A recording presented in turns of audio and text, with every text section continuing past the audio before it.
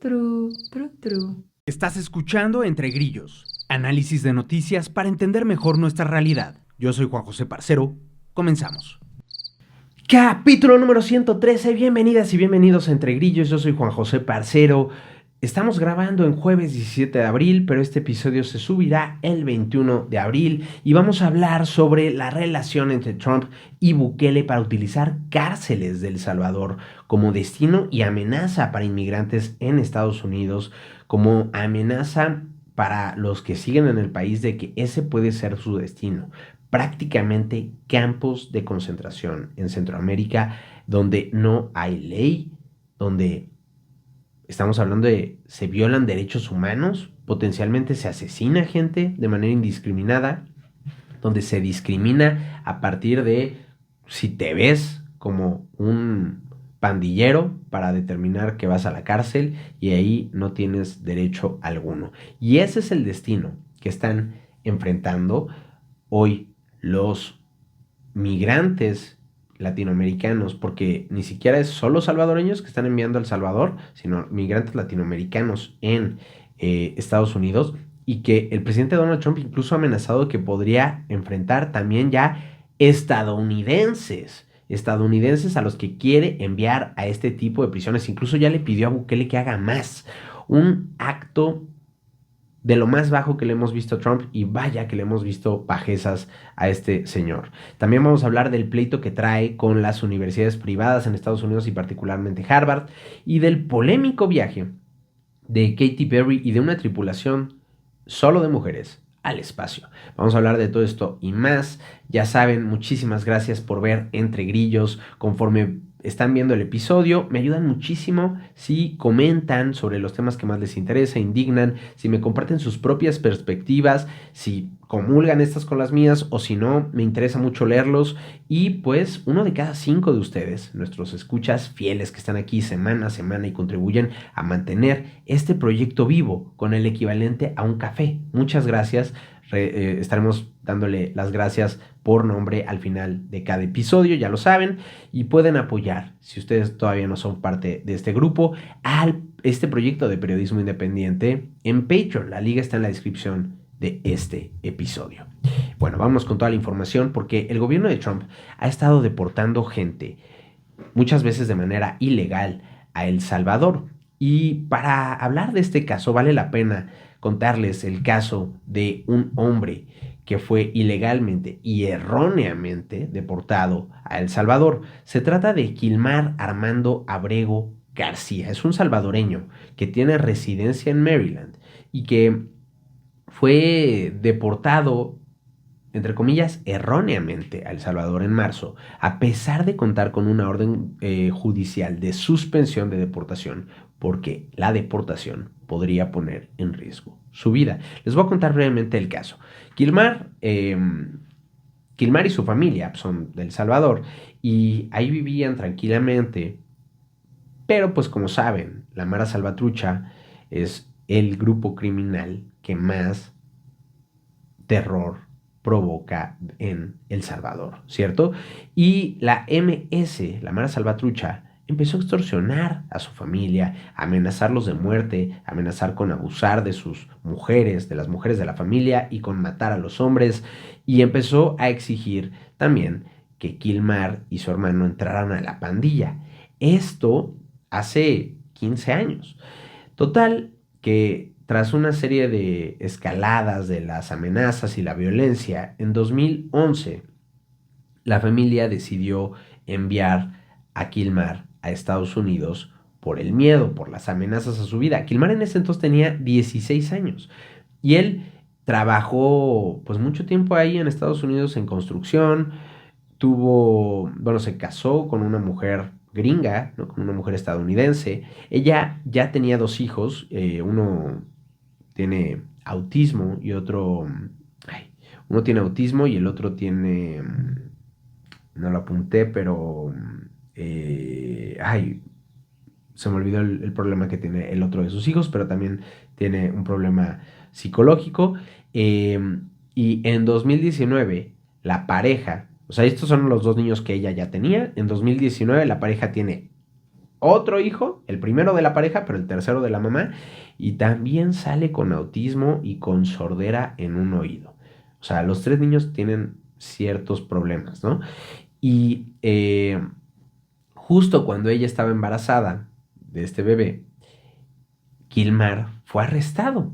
Y ustedes dirán, pues lo agarraron, no sé, ¿no? En, no sé, haciendo algo ilegal o algo. Pues realmente lo que estaba haciendo era buscar chamba afuera de un Home Depot, esperando que alguien comprara cosas y lo contratara para, ya saben, de que, oye, compré para, no sé, ¿no? Impermeabilizar la casa, ¿cuánto me cobras, no? Y ya te llevas al trabajador para que lo haga. Bueno, así funciona en Estados Unidos. Y estaba ahí y que se lo lleva ICE. Al ser detenido por estos cuates, la policía se saca prácticamente de la manga que había un informante, se dan cuenta que es salvadoreño y dicen, es que tenemos justamente un informante secreto que afirma que tú, Kilmar Abrego García, eres pandillero. El problema es que Kilmar no tenía ni expedientes penales, ni en El Salvador, ni en Estados Unidos. No hay absolutamente nada en su contra, más que este informante secreto que se sacó la policía luego de que lo detuvo en 2019. ¿Y cuál es el problema? Que este informante secreto ni siquiera se molestó por, antes de inventarse esta acusación contra Kilmar, ver o sea, quién era Kilmar. Y entonces le dijeron que había sido pandillero en Nueva York. El problema es que Kilmar nunca había vivido en Nueva York. Vivía en Maryland, antes vivió en otro lado, pero nunca había vivido en Nueva York.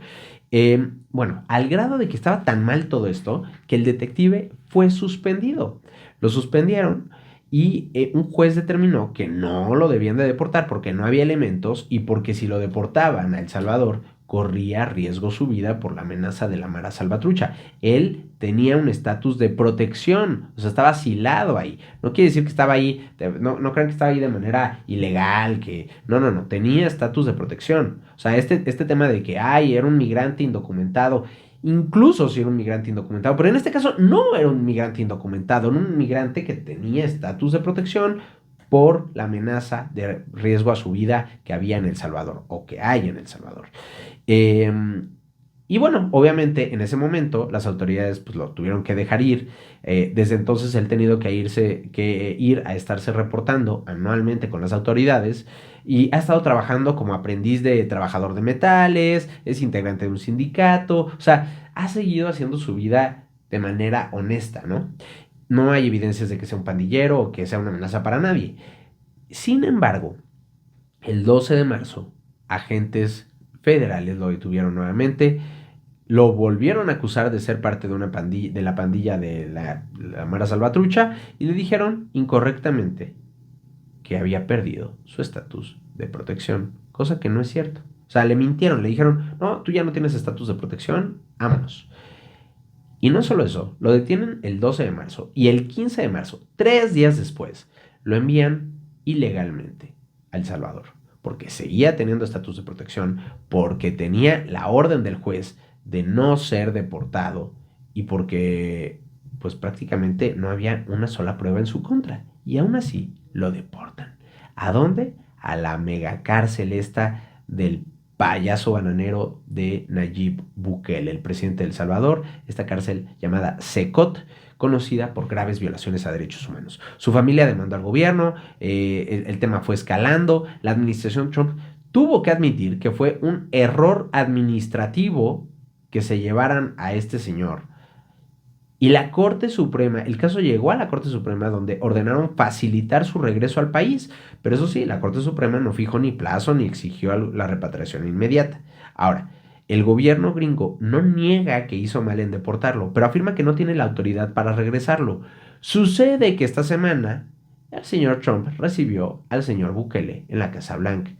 Y entonces, al ser cuestionado sobre este tema, las autoridades gringas dijeron, es que el señor no es ciudadano estadounidense y no está en Estados Unidos, así que no sé para qué me preguntan a mí. Es como, sí, pero no está en Estados Unidos porque tú ilegalmente lo deportaste, ¿no? O sea, deberías de hacerte responsable de tus propias estupideces.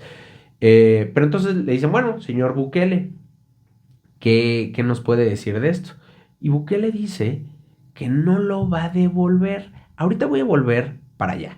Pero déjenme les digo las contradicciones y mentiras que ha dicho el gobierno de Trump, porque no solo, o sea, sí aceptó que había sido un error administrativo, pero sale Stephen Miller, el asesor de seguridad nacional, y niega que la deportación fue un error, contradiciendo a altos funcionarios del gobierno, de ICE y del Departamento de Justicia que habían reconocido que había sido un error. Miller culpó exclusivamente a un abogado del Departamento de Justicia llamado Erez Reubeni, quien ya había sido despedido y dijo que, adivinen qué, ¿se acuerdan de esa? No sé si han escuchado ese tema de que es un conservador elegido por la oposición. Se echó la mismita, ¿no? Solo que no con lo conservador, porque ya los conservadores son Trump y sus amigos. Bueno, acá también el gobierno es un tanto conservador, pero es otro tema. Y entonces dijo, es un saboteador demócrata. Pero el señor ya lo habían despedido. Eh, y pues este tema de que es un error administrativo lo había reconocido John Sauer, el procurador general designado por Trump, y Robert Cerna, el director interino de ICE. Pero peor aún, sigue la administración terca, la administración de Trump, y dice que el fallo de la Corte Suprema es una victoria total. La Corte Suprema dijo, y le repito, que el gobierno debería de facilitar el regreso de Kilmar Armando Abrego García a Estados Unidos. El tema es que no fijó ni plazo ni exigió que la repatriación fuera inmediata. Y entonces la administración de Trump dice, ven, una victoria para nosotros. Pero los jueces habilitaron o más bien, avalaron que regresara, ¿no? Incluso la jueza federal Paula Sinis sigue exigiendo al gobierno llevar a cabo acciones para repatriarlo. Es decir, el gobierno no está haciendo caso a órdenes del Poder Judicial. Incluso han salido los funcionarios del gobierno de Trump a decir que Trump tiene la autoridad total para decidir la política exterior de Estados Unidos, cosa que es mentira, y que las cortes no tienen derecho a opinar sobre el caso. Pero aquí no estamos hablando de política exterior, señores, estamos hablando de la discriminación contra una persona que puede estar poniendo en peligro su vida, porque a la fecha no sabemos nada del estado de Kilmar Abrego García. Eh, y pues bueno, las les digo, o sea, nunca han acusado ni mucho menos condenado a Kilmar por ser parte de la Mara Salvatrucha. ¿Saben cuál fue la supuesta prueba? Una de las supuestas pruebas que presentó el gobierno, una foto, y aquí les voy a poner una, no sé si es específicamente esta, donde Kilmar sale con una gorra y una sudadera de los Chicago Bulls. Es como de, ¿no? Es una muestra de que eres pandillero porque traes una gorra de un equipo de básquetbol. Y el testimonio todo mal hecho del supuesto informante. Eh, Pruebas que, por cierto, la jueza Chinis calificó como evidencia poco persuasiva, es decir, no sirve, ¿no? Eh, pero ya también, ¿no? Los defensores del gobierno han estado circulando en redes sociales versiones de que no, que es que sí tiene vínculos con la Mara Salvatrucha, e incluso han optado por meterle a la versión de que es un golpeador de mujeres porque supuestamente agredió a su esposa, cosa que ni nos consta, o yo no he visto evidencia de que nos conste eso, y dos, pues es muy diferente a esta justificación de que como es el integrante de un grupo terrorista, que además, o sea, todo mal, porque están extraditando a gente que supuestamente es parte del tren de Aragua, ¿no? Entonces, bueno, todo esto muy mal. El senador demócrata de Maryland, del estado donde es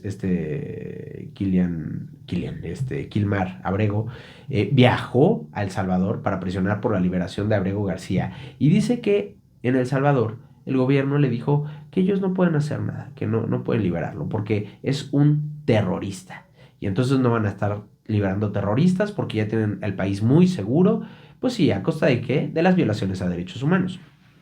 Porque aquí lo hemos platicado. O sea, las acciones de Nayib Bukele fueron prácticamente de un día para otro encarcelar a miles de personas. Recuerden que El Salvador, para quienes me están viendo de México, que son la mayoría, El Salvador es un país pues, considerablemente más pequeño que México. tiene apenas 6 millones de habitantes, lo cual ni siquiera es la población de la Ciudad de México. Entonces, si nos vamos a proporcionalmente hablando, cuánta gente hubiera encarcelado el gobierno de México si hubiera hecho exactamente lo mismo que Nayib Bukele, estamos hablando de prácticamente 250,000 de personas, 250,000 personas más o menos, que habrían metido a la cárcel de un momento a otro, acusadas de ser parte de pandillas. Imagínense la cantidad de gente inocente que se fue a las cárceles. Y ahora, ¿saben cuál es el segundo problema? No solo es que si te ves como pandillero, te pueden meter a la cárcel sin que haya pruebas o ningún otro tipo de sentencia en tu contra, sino que lo que ocurre en la cárcel es terrible, ¿no? Hay violaciones sistemáticas a derechos humanos.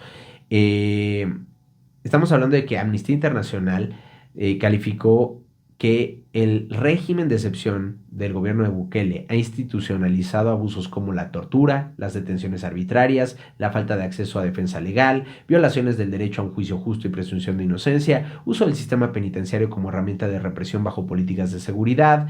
Aquí les voy a poner una foto que ha estado circulando en redes sociales de foto satelital de esta prisión del Secot, donde se ven misteriosas manchas rojas en el suelo del patio que salen de un momento a otro, ¿no? Manchas que, pues para algunos usuarios de redes, pues podría ser como manchas de sangre, ¿no? O sea, manchas rarísimas. ¿Y qué es lo que pasa? Que lo que ocurre en el Secot, ahí se queda. No sabemos qué pasa.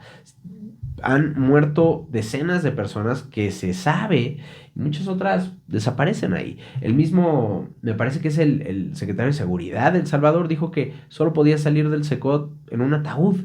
O sea, qué clase de sistema de justicia es ese? ¿No? O sea, no estás metiendo necesariamente a criminales, estás metiendo... Y obviamente aquí están todas estas la propaganda que se ha hecho y para la cual han participado muchos, incluso influencers mexicanos, haciéndole promoción a estos campos de concentración del gobierno salvadoreño. Eh, y obviamente te ponen así de que te agarran a los que se ven más pandilleros, ya sabes, tipo rapados, con muchos tatuajes, te los ponen con las playeras sin mangas blancas, ¿no? Así los más rudos. Sí, ajá. ¿Dónde están las pruebas? ¿No? E incluso, ok, dices, va, metieron a la cárcel a los pandilleros. ¿Y qué de todos los que no son? Porque ahí en la foto, para los videos, para las publicaciones de esta gente que va ahí a hacerle promoción a esta cárcel, te ponen a esa gente. Pero ¿y todos los que no? ¿Cuánta gente hay inocente ahí? ¿Cuántos prisioneros, posiblemente prisioneros políticos, enemigos del policía local, de la autoridad local o de Bukele mismo, ¿no?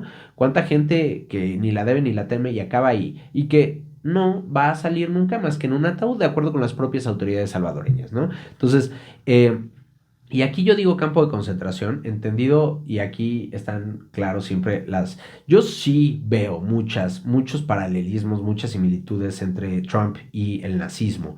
Pero aquí estamos hablando de un campo de concentración como una instalación donde ocurren procedimientos fuera de los procesos legales normales para justificar o para encarcelar a grupos específicos, ¿no? Aquí se están metiendo a gente que parece pandillero, ¿no? Sin que pase por un proceso legal, sin que pase por un juicio, una presentación de evidencia, absolutamente nada, solamente porque parecen, ¿no? Porque alguien dijo que son.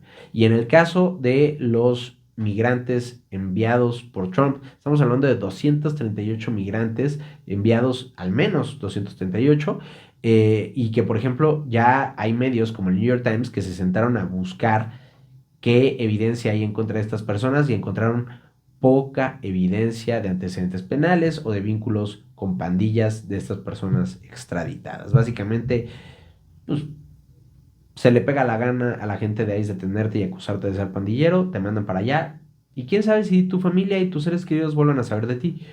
Em, y hay que decir que, o sea, el gobierno salvadoreño ha ignorado estándares internacionales, todo esto justificándolo como su estrategia pilar para la seguridad del país, la seguridad pública, ¿no?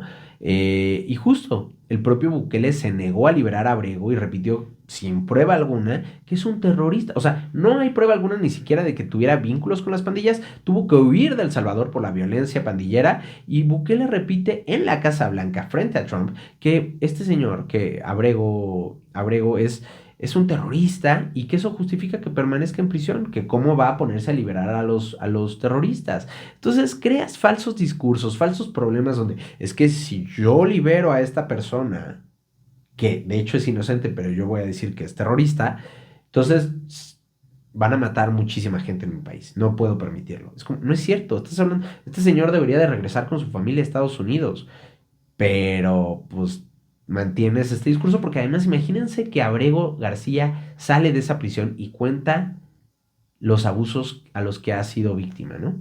Imagínense eso. O sea, sería desastroso ya de por sí para la política de Trump violatoria de derechos humanos. Y lo peor del caso es que ahí mismo en la Casa Blanca Trump le pidió a Bukele que hiciera más prisiones. Estados Unidos le paga 6 millones anuales a El Salvador por mantener en sus cárceles a estos presuntos miembros del Tren de Aragua y que sin juicio, que fueron deportados, perdón, ilegalmente de Estados Unidos. Y Trump le está pidiendo públicamente a El Salvador, a Nayib Bukele, a su presidente, que haga más de estos campos de concentración donde no existe la ley y no existen los derechos humanos. Escucha. And I just asked the president, you know, it's this massive complex that he built, jail complex. I said, can you build some more of them, please? As many as we can get out of our country that were allowed in here by incompetent Joe Biden. I'm not very fond of releasing terrorists into our country. We just turned the murder capital of the world into the safest country of the Western Hemisphere, and you want us to go back into the releasing criminals so we can go back to being the murder capital of the world? No, that's not going to happen. Homegrowns are next. The homegrown's built. You got to build about 5 more places. Yeah, that's fair. All right. It's not big enough.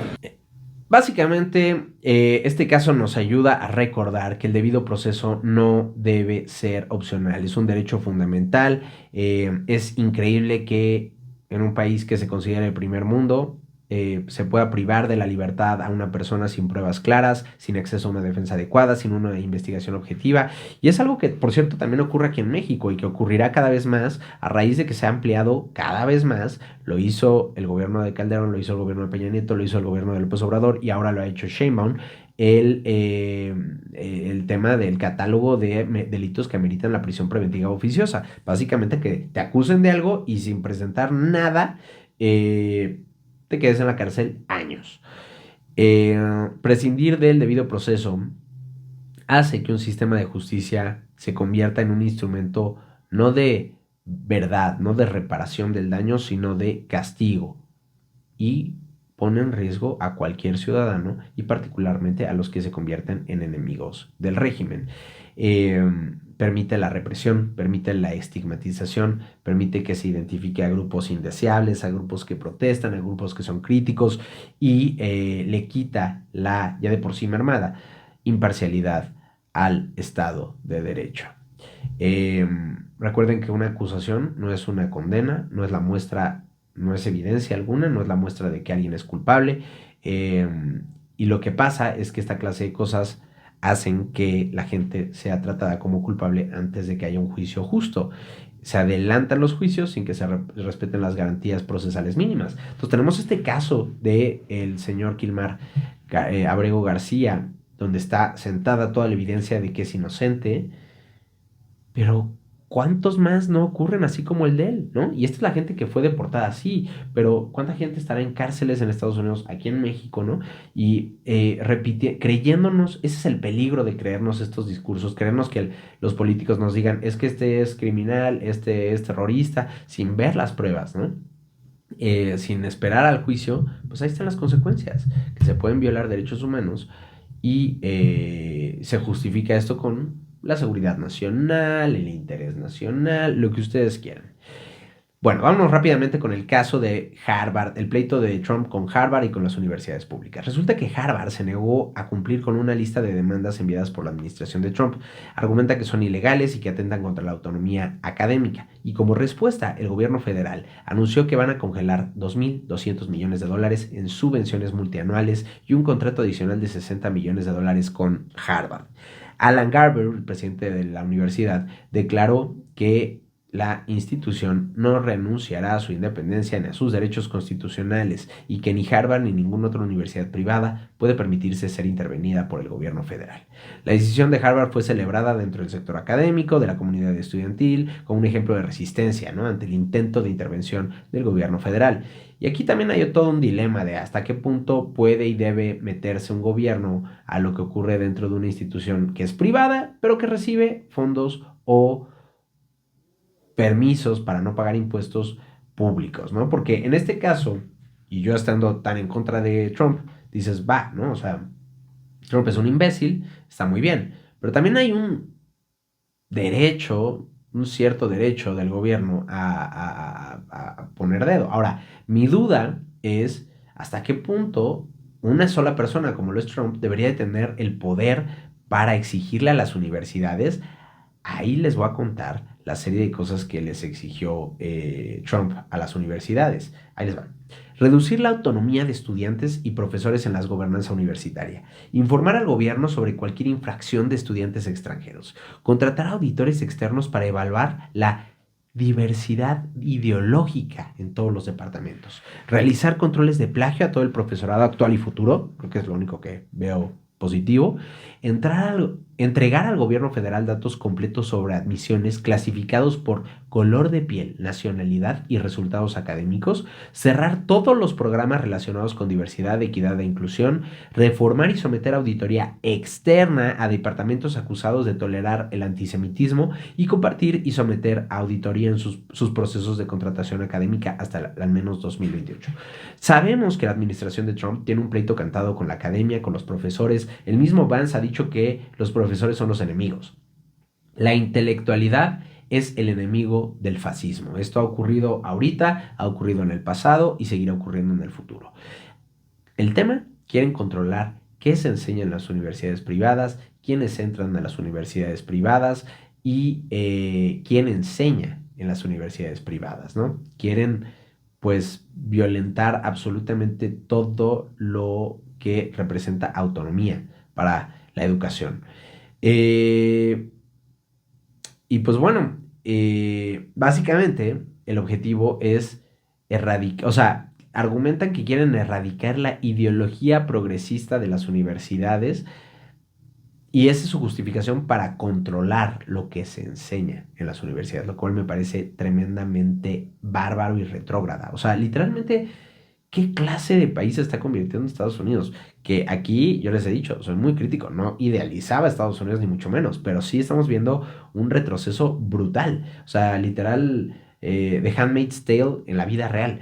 Desde enero han suspendido cientos de millones de dólares en investigación a varias universidades del país. Se creó un grupo de trabajo para combatir al antisemitismo. O sea, así se llama el grupo del gobierno, que se llama Grupo de Trabajo para Combatir al Antisemitismo, y que básicamente lleva a cabo acciones en total opacidad para suspender el financiamiento a grupos de investigación o universidades como tal.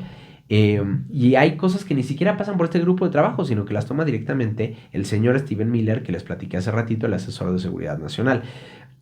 Básicamente, si alguien denuncia por discriminación a una universidad o a un profesor o lo que sea, este grupo de trabajo evalúa el caso, audita subvenciones, redacta informes para justificar medidas de presión contra las universidades o contra departamentos que son problemáticos para el régimen. El gobierno considera como objetivo estratégico derrocar a las universidades de alto perfil para marcar un precedente, y entre las universidades presionadas están Harvard, Brown, Columbia, Cornell, Northwestern, Pennsylvania y Princeton, 6 de las 8 universidades de la Ivy League, además de otras universidades como Caltech, el MIT, la Universidad de Michigan, y hay algunas que están cediendo como la propia Columbia, que ya aceptó supervisión externa y medidas disciplinarias estrictas. Así la situación, así la lucha contra el fascismo encarnado en la administración de Donald Trump, que se está haciendo en este caso desde, pues, un entorno sumamente privilegiado de clase alta y clase altamente educada y clase alta económicamente hablando, contra este gobierno de Donald Trump. Y finalmente, para ya concluir este episodio, El tema del viaje al espacio de Katy Perry: 6 mujeres formaron parte del vuelo NS-31 de Blue Origin, que realizó un vuelo suborbital. En videos compartidos por la empresa, propiedad de Jeff Bezos, el dueño de Amazon, se ve a la tripulación observar el planeta Tierra desde las ventanas del cohete y, ya saben, flotan en la microgravedad, todo padrísimo. Entre las tripulantes estuvieron Katy Perry, Lauren Sánchez, que es la prometida de Jeff Bezos, la ingeniera aeroespacial Aisha Bowe, la activista de derechos civiles Amanda Nguyen, la productora de cine Carrie Ann Flynn, y en algo que ya parece directamente sacado de The Morning Show, este show de Apple TV que es fabuloso, se lo recomiendo si no lo han visto, la presentadora de CBS Morning, Gayle King. Y esto generó un montón de controversia porque ya saben que... ya saben que, pues, o sea, fue como de, ay, incluso había medios que estaban llevándolo como el primer vuelo de solo de mujeres, ¿no? De una tripulación solo de mujeres, lo cual es una mentira absoluta. O sea, los soviéticos hace décadas hicieron vuelos solo de mujeres. Y sale la modelo y actriz Emily Ratajkowski y dice, en algo que yo comparto totalmente, que le indigna el vuelo espacial. Fueron 11 minutos que estuvieron ahí flotando en la microgravedad.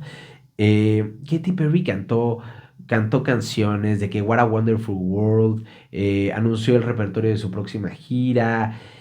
Ratajkowski dijo: es una mierda del fin del mundo. Estoy citando las palabras de Ratajkowski. Es una mierda del fin del mundo. Esto es más que una parodia. De verdad, parece algo... Es chistoso porque son de esas cosas que... O sea, a mí me encantaría hacer si yo tuviera el dinero para hacerlo. Tal vez no lo haría por principios, pero me encantaría hacer un viaje al espacio, ¿no? O al menos un vuelo suborbital. Pero... estamos hablando de que este fue todo una campaña de marketing para la empresa de Jeff Bezos, Blue Origin, eh, que se vende como algo de que, ay, qué bella es la Tierra. Tienes a Katy Perry haciendo mafufada y media, aquí con su margarita, porque su hija se llama Daisy, ¿no? Entonces, con su margarita, y regresó y besó la Tierra, y luego también queriéndose colgar no solo de esta parte de, ay, la Tierra, qué hermosa es, viva la Tierra, viva el medio ambiente, la madre Tierra, sino también subiéndose a la bandera del feminismo, porque son puras mujeres. Pero pues, Ratajkowski, y no solo Ratajkowski, muchas otras mujeres salen a criticar esto. eh, pues al final del día, ¿para qué se hizo esto? Una campaña publicitaria. O sea, tenemos viajes al espacio donde se llevan a cabo misiones científicas para hacer pruebas, hacer experimentos, para llevar satélites, no sé, o sea, campañas que tienen, digo, campañas, o misiones que tienen un sentido, ¿no? Que tienen algo positivo, ¿no? Esto no, esto fue una campaña publicitaria donde de las 6 mujeres, 5 fueron a pasear y a decir, ah, qué padre. Es algo que no solo Blue Origin hace, sino que también, por ejemplo, Virgin Galactic ofrece vuelos de entre 200 y $450,000. Estamos hablando de entre 4 y 9 millones de pesos mexicanos. Pero dicen, ah, la madre tierra, la madre tierra. Imagínense la cantidad de recursos que se están gastando, de combustible, de, no sé, para hacer este viaje, solo para que puedan hacerle una campaña al hombre a uno de los hombres más ricos del mundo, y ellas puedan viajar al espacio, ¿no? Y entonces, pues esa es buena parte de la crítica. Y de la crítica también, particularmente la crítica se centró en Katy Perry, que la verdad es que se ha vuelto desafortunadamente un meme o un mal chiste. Primero con esa canción pseudofeminista de Women's World, que está terrible, que aquí platicamos cuando estaba todavía soft. Y luego ahora con este viaje egocéntrico, sin utilidad científica, que solo hace publicidad a besos, y que pues es este caprichito con las banderas del medio ambiente y del feminismo. Y yo no me voy a meter a criticar eso, ya hay muchas mujeres haciéndolo, pero díganme en los comentarios qué les parece todo esto.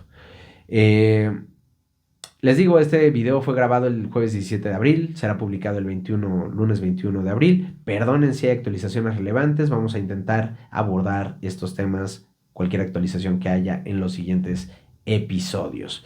Y ya para no alargarnos más, el emoji de la semana es un cohete y el espacio, y muchas gracias por ver este canal, donde el objetivo es generar un espacio de crítica independiente de cualquier poder político o financiero, económico.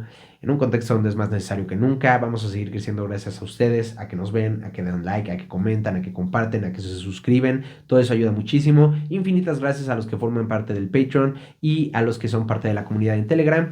Gracias a Arturo Monedero, Sergio Estrada, Eduardo Farfán, Mónica Otero, José Corral, Daniel Santana, Leonel Quiñones, Ana Martínez, María Medina, Jaciel Lara, Arturo Flores, Ivana Cortés, Elín Mendoza, Mariano Martínez, Isa Ripoll, David Ladrón de Guevara, Jackie Quiñones, Jorge Vargas y Diego Báez. Algunos que se han suscrito pero en el modo gratuito. Recuerden que para que yo diga su nombre tiene que ser en el programa de un café al mes. Y pues ya saben, dejen sus comentarios y preguntas y nos vemos en el próximo episodio.